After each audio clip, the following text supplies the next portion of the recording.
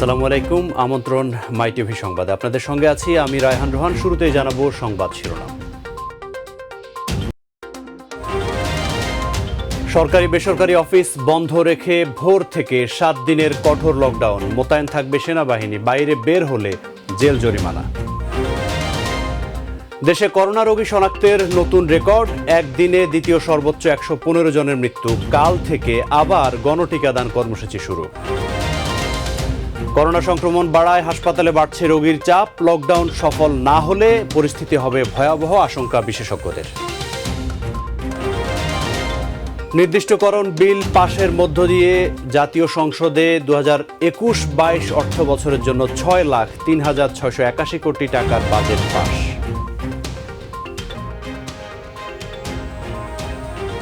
এবারে বিস্তারিত।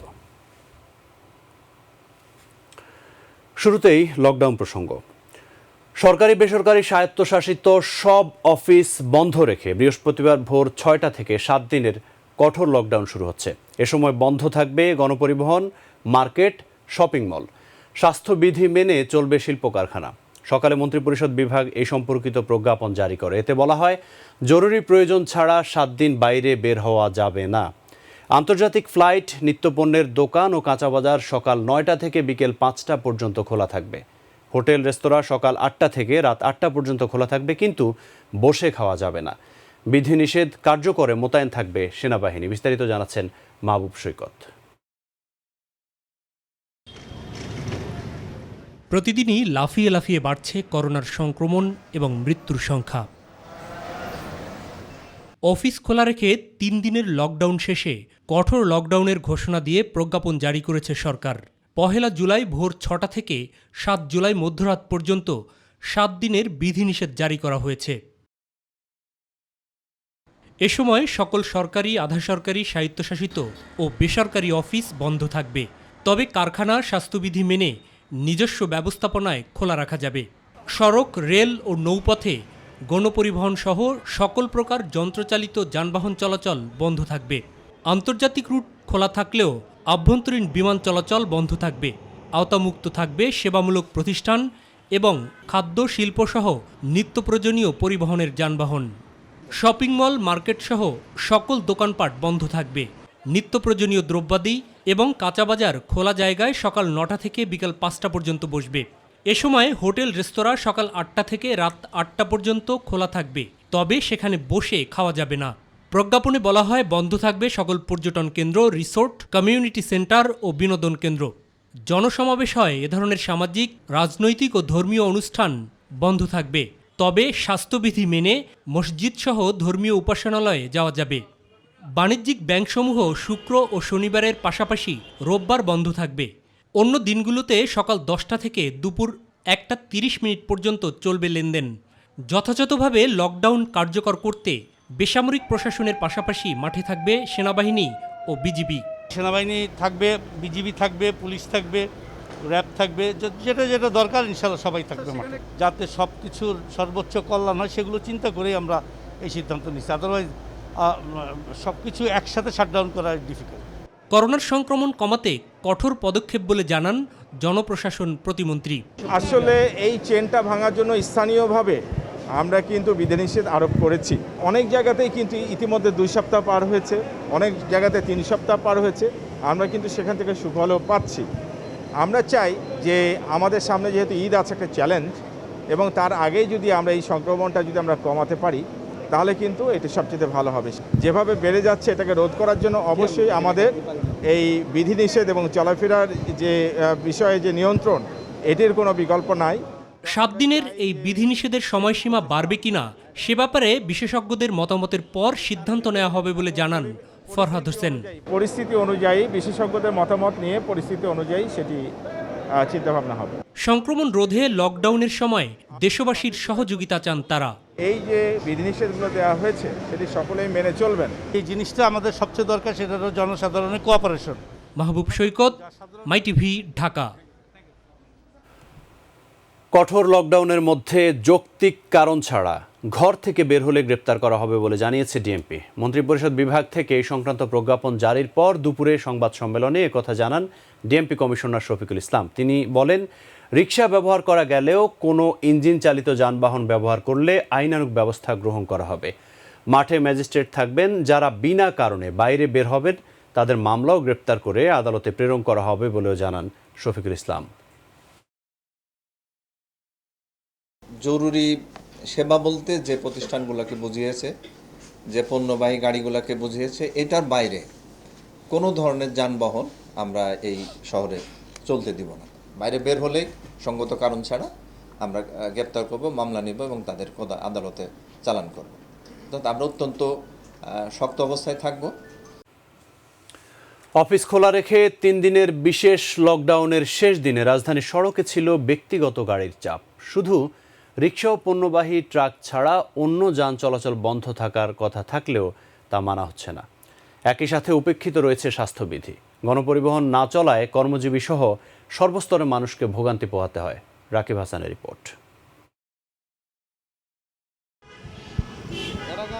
বিশেষ লকডাউনের শেষ দিনেও রাজধানীতে ছিল তীব্র যানজট। গণপরিবহন ছাড়া রাজধানীর প্রধান সড়কে চলাচল করেছে পণ্যবাহী যানবাহনের পাশাপাশি রিকশা, ভ্যান, প্রাইভেট কার ও মোটরসাইকেল। প্রধান সড়কে রিকশা চলাচলে নিষেধাজ্ঞা থাকলেও তা মানছেন না কেউ। অধিকাংশ ক্ষেত্রেই উপেক্ষিত হচ্ছে স্বাস্থ্যবিধি। চেকপোস্টগুলোতে ছিল পুলিশের কড়া নজরদারি। আইনানুগ ব্যবস্থা নেওয়া হচ্ছে মোটরসাইকেলের যাত্রী পরিবহনের বিরুদ্ধে। সরকার বলতেছে যে ব্যক্তিগত গাড়ি তার নিজের গাড়ি নিজে চালাক, কিন্তু একজন আরেকজনের টানবে, আরেকজনের টানবে, এই সংক্রমকটা যাতে না ছড়ায় যায় এর জন্যই সরকার বলতেছে বা আমাদের ঊর্ধ্বতন কর্মকর্তা বলতেছে যে এটা যাতে না করতে পারে সেই দিকে খেয়াল রাখতে হবে। গণপরিবহন না থাকায় সর্বাত্মক লকডাউনের তৃতীয় দিনেও রাস্তায় ভোগান্তি পোহাতে হয়েছে অফিসগামী মানুষকে। রাস্তায় নামে লকডাউন, কিন্তু কাজে কিছুই না, অনেক জ্যাম। ওর চাইতে আগেই ভালো অবস্থা ছিল আর কি, এখনকার চাইতে। আমি ময়মনসিংহ আসছি 1000 টাকা দিয়ে এই পর্যন্ত, কেন যাইতে লাগবে 1000। লকডাউন নিয়ে সাধারণ মানুষের মধ্যে রয়েছে মিশ্র প্রতিক্রিয়া। এখন আমরা যদি কাম গাড়ি গুড়ি না চালাইতে তাহলে আমরা খামু করতাম। গাড়ি লেবার হলে মানে 300-400 টাকা খরচ আছে, জমা দিমু কি মানুষ খামু কি যদি লকডাউন আমরা যদি গাড়ি না চালাতে পারি। যেটা 100 টাকার ভাড়া সেটা 70-60 বলে। এই দেখতেছেন আমরা দাঁড়া আছি এখানে, আধা ঘন্টার মতো দাঁড়া আছি ভাই। আমরা ভিক্ষা করি, কোনো সাহায্য পাই না, কোনো সাহায্য আমি পাই না। আমার স্বামী নাই, পোলা নাই, কিচ্ছু নাই। রাকিব হাসান, মাই টিভি, ঢাকা। এবার করোনা পরিস্থিতি ও টিকাদান প্রসঙ্গ। করোনা মহামারী শুরুর পর গত 24 ঘন্টায় রেকর্ড সর্বোচ্চ 8,822 জনের করোনা শনাক্ত হলো। এ নিয়ে মোট আক্রান্ত রোগীর সংখ্যা বেড়ে দাঁড়ালো 9,13,258 জন। এদিকে করোনা ভাইরাসে আক্রান্ত হয়ে গত 24 ঘন্টায় সারা দেশে আরও 115 জনের মৃত্যু হয়েছে। এ নিয়ে দেশে মোট মৃতের সংখ্যা বেড়ে দাঁড়ালো 14,503 জনে। সারা দেশে সরকারি ও বেসরকারি 565টি ল্যাবরেটরিতে 37,086টি নমুনা সংগ্রহ ও 35,105টি নমুনা পরীক্ষা করা হয়।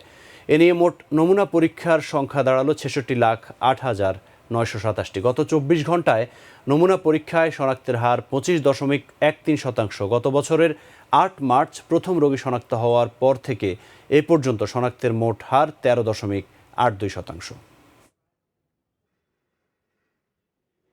1 জুলাই বৃহস্পতিবার থেকে সারা দেশে চীনের সিনোফার্ম টিকা দেওয়া শুরু হবে বলে জানিয়েছে স্বাস্থ্য অধিদপ্তর। স্বাস্থ্য অধিদপ্তরের ভার্চুয়াল বুলেটিনে এই তথ্য জানান ভ্যাকসিন ডিপ্লয়মেন্ট কমিটির সদস্য সচিব ডাক্তার শামসুল হক।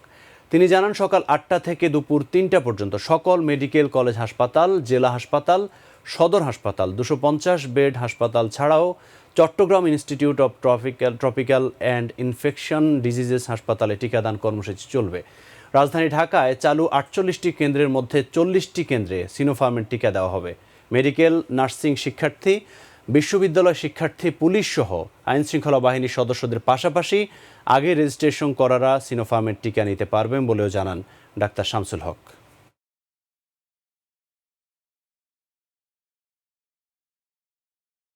এদিকে কাল বৃহস্পতিবার থেকে দেশের 60টি মেডিকেল কলেজ হাসপাতাল থেকে প্রবাসী শ্রমিকদের করোনার ভ্যাকসিন দেওয়া হবে বলে জানিয়েছেন স্বাস্থ্যমন্ত্রী জাহিদ মালেক। কেবলমাত্র পূর্বে রেজিস্ট্রেশনকারীরাই এই ভ্যাকসিন পাবে বলে জানান তিনি। তবে পর্যায়ক্রমে সকল প্রবাসী শ্রমিকদের ভ্যাকসিন দেওয়া হবে বলে জানান প্রবাসী কল্যাণ ও বৈদেশিক কর্মসংস্থান মন্ত্রী ইমরান আহমেদ। বাজেট অধিবেশনে যোগ দেওয়ার পরে সংসদ লবিতে এসব তথ্য জানান তিনি। জুলাই মাসের মধ্যে মডার্না সহ আরও কয়েকটি দেশের ভ্যাকসিন আসবে বলেও জানান জাহিদ মালেক। যে আগামী 2 এবং 3 তারিখে মডার্নার যে টিকা বাংলাদেশে আসবে 25 লক্ষ। চীনের যেটা সিনোফার্মের টিকাও এই সপ্তাহেই চলে আসবে। রাশিয়ার সাথে আমাদের চুক্তি নিয়ে যে কথাবার্তা আলোচনা ছিল মোটামুটি সমাপ্ত হয়েছে। প্রবাসী যারা আছেন তাদেরকে আমরা ফাইজারের টিকা দিব আগামীকাল থেকে। ইনশাল্লাহ আমি বিশ্বাস করি যে এর সমস্যা হবে না। অ্যাজ ইট ইজ ইনজেকশনের ভ্যাকসিনের তো ব্যবস্থা হয়ে গেছে, আর ফ্লাইটের ব্যবস্থা তো আমরা আগে থেকেই করে রেখে দিয়েছি, বুঝছেন না? ইনশাল্লাহ যদি কোনো সমস্যা এর মধ্যে আসে আমরা শর্ট আউট করব।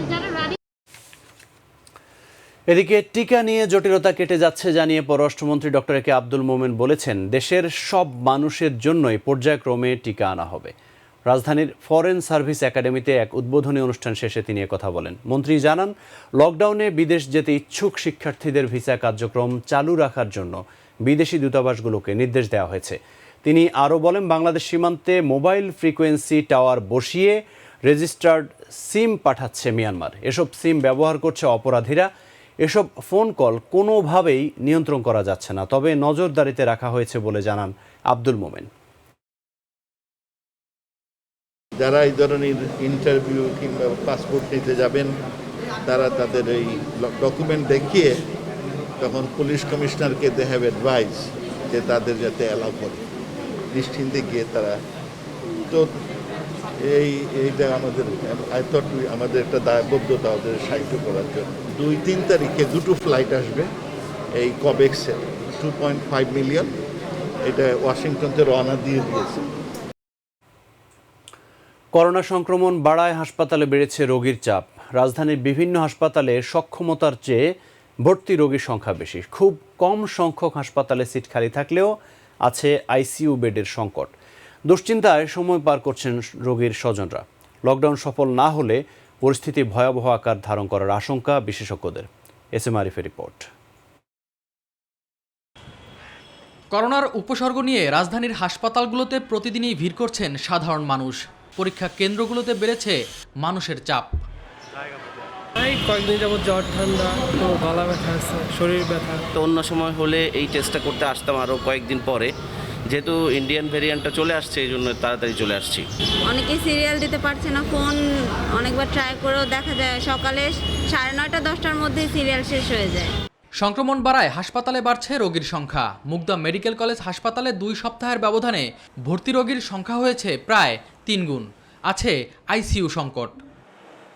হাসপাতাল করিডোরে রোগীর স্বজনদের সময় কাটছে দুশ্চিন্তায়। অক্সিজেন নেমে গেছে, তখন আমরা দ্রুত এখানে আসছি 23 তারিখে 2টা রাত্রে। ডাক্তার বলছে যখন আল্লাহ পাকের ইচ্ছা, যদি আল্লাহ যদি দারাজ করে আল্লাহ বাঁচাইব। নতুন শনাক্তদের সুস্থ হতে অধিক সময় লাগছে বলে জানান মুগদা মেডিকেল কলেজ হাসপাতালের পরিচালক।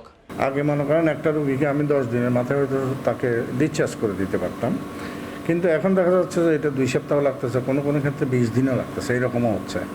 যার ফলে হসপিটাল স্টেটা বেড়ে যাচ্ছে। হসপিটাল স্টে যদি বেড়ে যায়, আবার রোগীর ভর্তি যদি বাড়তে থাকে, তাহলে কিন্তু একটা সময় হসপিটালে পুরো সিটি ফিল আপ হয়ে যাবে।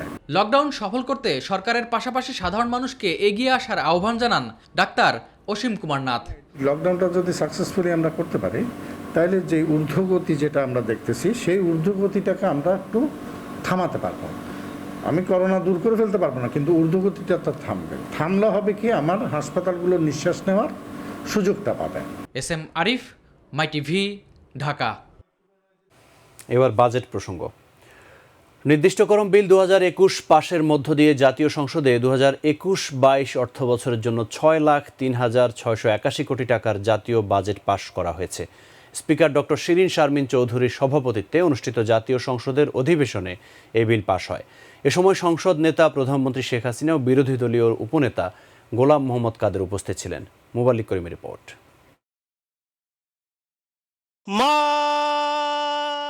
স্পিকার শিরিন শারমিন চৌধুরীর সভাপতিত্বে শুরু হয় সংসদের অধিবেশন। মাননীয় সদস্যবৃন্দ, আসসালামু আলাইকুম। শুরুতে 2021-22 সালের জন্য প্রস্তাবিত বাজেটের উপর আনিত ছাঁটাই প্রস্তাব নিয়ে আলোচনা চলে। প্রস্তাব করছি যে মহিলা ও শিশু বিষয়ক মন্ত্রণালয় খাতে এই প্রক্রিয়া অংশ নিয়ে প্রধানমন্ত্রীর কার্যালয় ও মন্ত্রিপরিষদ বিভাগের জন্য বরাদ্দ প্রস্তাব উত্থাপন করেন প্রধানমন্ত্রী শেখ হাসিনা। 2022 সালের 30 জুন তারিখে সমাপ্য অর্থ বৎসরের প্রয়োজনীয় সাকল্য পরিচালন এবং উন্নয়ন ব্যয় নির্বাহকল্পে মহামান্য রাষ্ট্রপতিকে অনধিক 4,191 কোটি 15,13,000 টাকা মঞ্জুর করা হোক। এরপর একে একে অন্য মন্ত্রীরা তাদের স্ব মন্ত্রণালয়ের প্রস্তাব উত্থাপন করেন। 238 কোটি 53 লক্ষ টাকা মঞ্জুর করা হোক। মহামান্য রাষ্ট্রপতিকে অনধিক 3,829 কোটি 40 লক্ষ টাকা মঞ্জুর করা হোক। 1,132 কোটি 91 লক্ষ টাকা মঞ্জুর করা হোক। কণ্ঠভোটে সে সকল প্রস্তাব গ্রহণ করা হয়। যারা এই প্রস্তাবের পক্ষে আছেন তারা হ্যাঁ বুঝুন, যারা এই প্রস্তাবের বিপক্ষে আছেন তারা না বুঝুন। হ্যাঁ জয়যুক্ত হয়েছে, হ্যাঁ জয়যুক্ত হয়েছে, হ্যাঁ জয়যুক্ত হয়েছে। পরবর্তীতে স্পিকার শিরিন শারমিন চৌধুরীর অনুমতি নিয়ে অর্থমন্ত্রী আহম মুস্তফা কামাল নির্দিষ্টকরণ বিল 2021 জাতীয় সংসদে পাশ করার জন্য উত্থাপন করা হলে তা কণ্ঠভোটে সর্বসম্মতভাবে পাশ হয়। আনিত বিলটি এই মহান সংসদে পাশ করা হোক।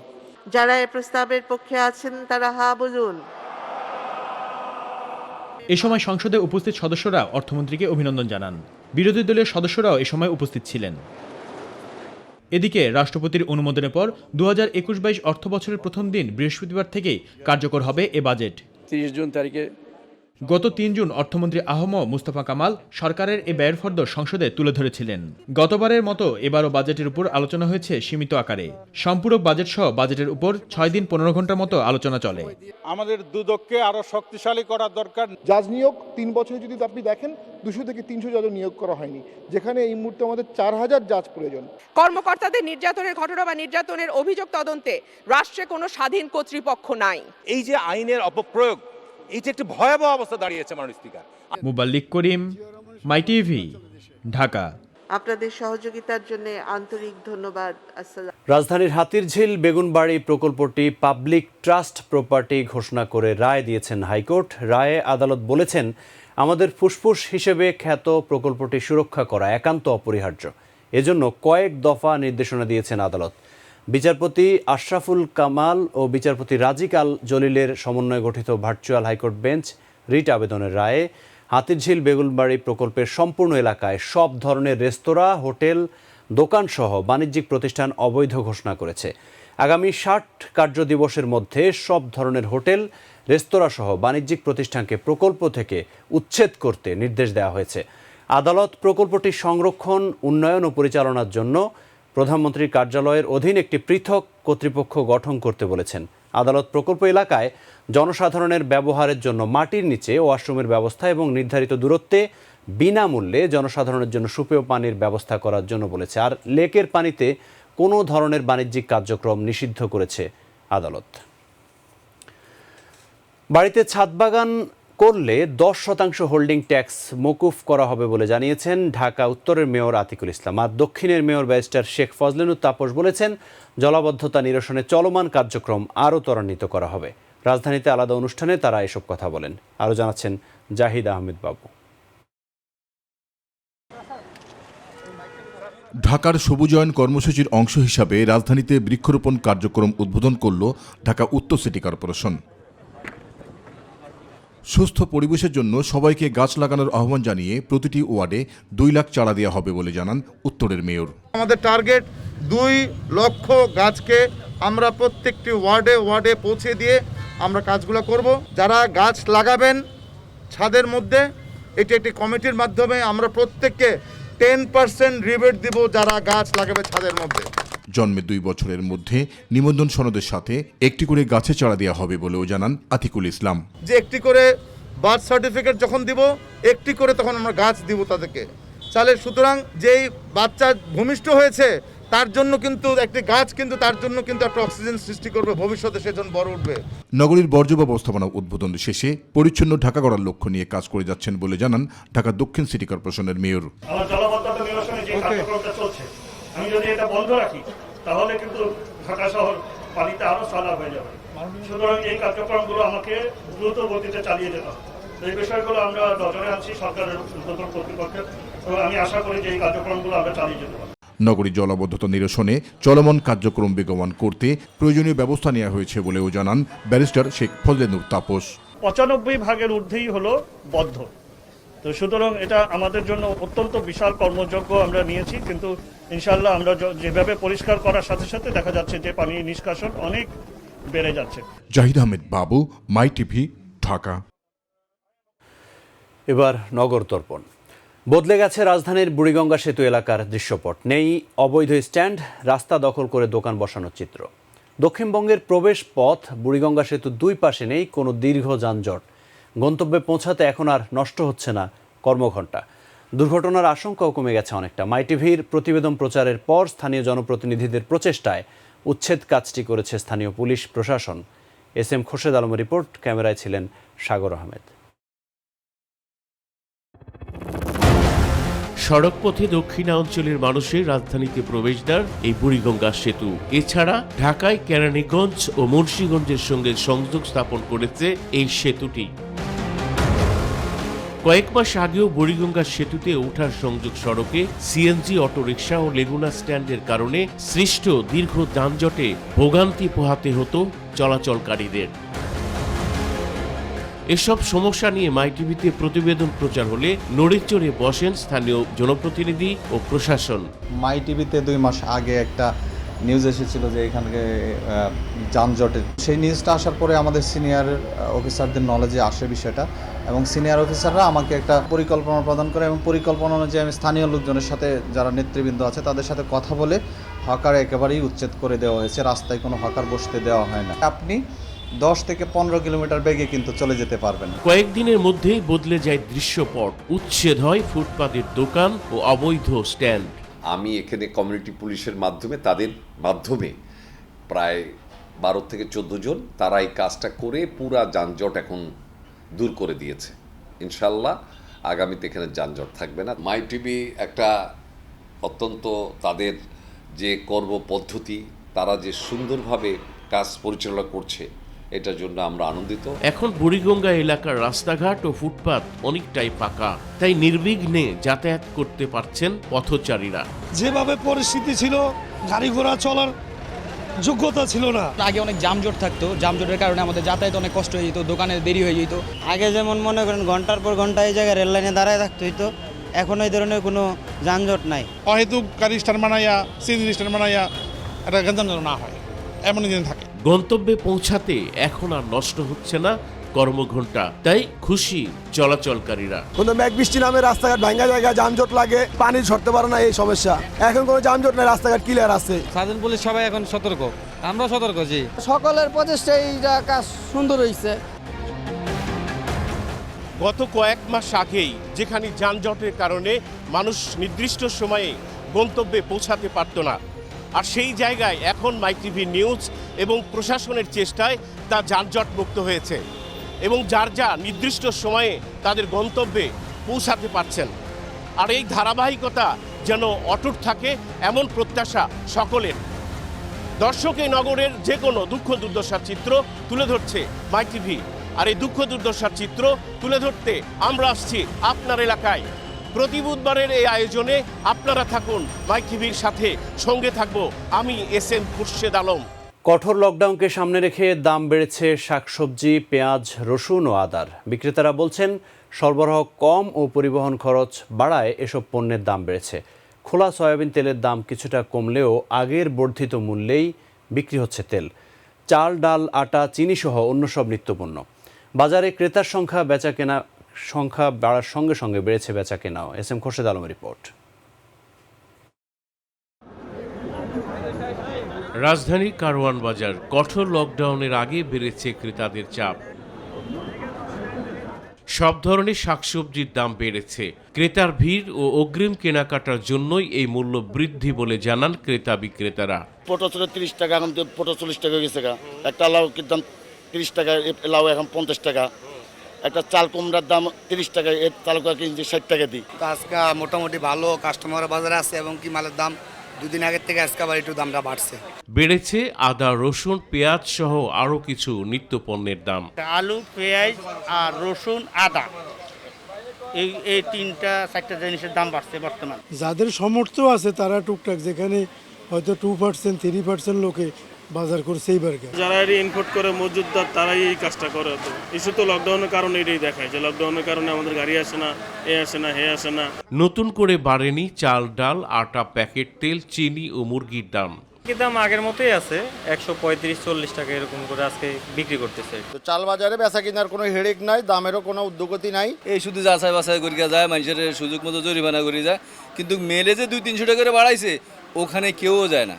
এটা একটা সম্পূর্ণ অরাজকতা সৃষ্টি হয়ে গেছে দেশের মধ্যে। এখন সরকার যদি এটাকে মনিটর করে নিয়ন্ত্রণ করে বাজারটাকে, যাতে ব্যবসায়ীরা বাঁচে, আমরা সাধারণ জনগণও বাঁচতে পারি, এরকম একটা কোনো পরিকল্পনা নেই, সবচেয়ে উত্তম হয়। তবে কিছুটা কমেছে খোলা সয়াবিন তেলের দাম। এস.এম. খুরশেদ আলম, মাই টিভি, ঢাকা। সংবাদের শেষ প্রান্তে আমরা যাবার আগে সংবাদ শিরোনামগুলো জানিয়ে দিচ্ছি আরও একবার। সরকারি বেসরকারি অফিস বন্ধ রেখে ভোর থেকে 7 দিনের কঠোর লকডাউন, মোতায়েন থাকবে সেনাবাহিনী, বাইরে বের হলে জেল জরিমানা। দেশে করোনা রোগী শনাক্তের নতুন রেকর্ড, একদিনে দ্বিতীয় সর্বোচ্চ 115 জনের মৃত্যু। কাল থেকে আবার গণটিকাদান কর্মসূচি শুরু। করোনা সংক্রমণ বাড়ায় হাসপাতালে বাড়ছে রোগীর চাপ, লকডাউন সফল না হলে পরিস্থিতি হবে ভয়াবহ, আশঙ্কা বিশেষজ্ঞদের। নির্দিষ্ট করম বিল পাশের মধ্য দিয়ে জাতীয় সংসদে 2021-22 অর্থ বছরের জন্য 6,03,681 কোটি টাকার বাজেট পাস।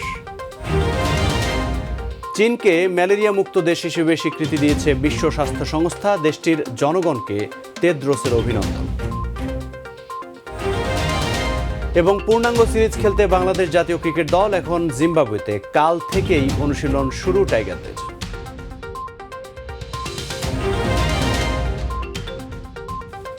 সঙ্গে থাকার জন্য ধন্যবাদ সবাইকে। পরবর্তী সংবাদ দেখার আমন্ত্রণ জানিয়ে বিদায় নিচ্ছি।